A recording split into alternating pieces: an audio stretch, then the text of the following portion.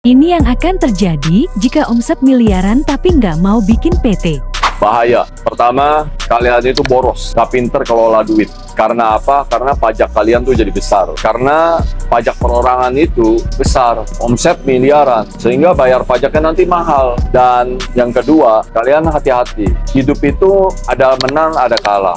Ada sukses, ada bangkrut. Suatu hari saat itu memang kalian menang omset miliaran, tapi suatu hari kalian tuh ditipu, kena tipu miliaran juga, sehingga jadi berhutang kepada perusahaan yang lain. Maka kalian tuh akan digugat, dimiskinkan bisa-bisa. Karena perorangan itu wajib membayar hutang sampai hutang itu lunas, meskipun harta warisan sekalipun yang dipakai untuk bayar hutang bisnis tersebut. Jadi meskipun uangnya nggak berhubungan sama bisnis, tapi wajib bayar hutang sampai harta pribadi. Itulah sebabnya kalian harus belajar.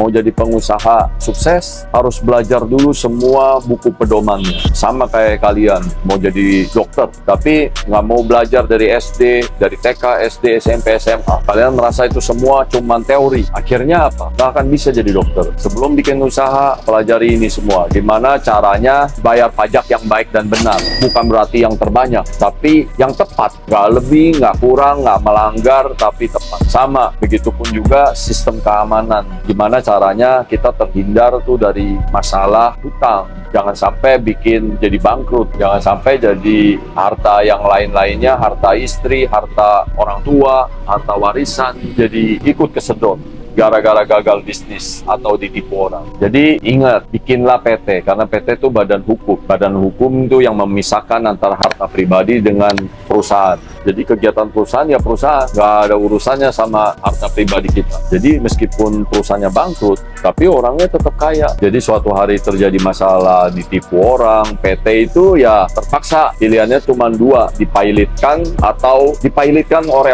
orang lain, perusahaan lain. Syaratnya mereka tuh harus ada minimal 2 penggugat, atau kalau kita sendiri yang mempilotkan, bisa juga kita lah yang mempilotkan PT kita. Tapi setelah itu PT-nya nggak bisa lagi dipakai, PT-nya harus ditutup. Tapi bukan berarti kewajiban hutang itu nggak diselesaikan. Hutang itu wajib, kita harus tetap bayar sesuai dengan harta si PT. Jadi kalau PT-nya udah nggak punya harta lagi, ya udah selesai kewajiban. Dan semua orang yang berbisnis dengan PT itu harus paham semua tentang ini. Oleh sebab itu kita dulu pernah dengar perusahaan besar namanya pernah pilot berhutang sampai triliunan. Akhirnya asetnya nggak sebanyak itu.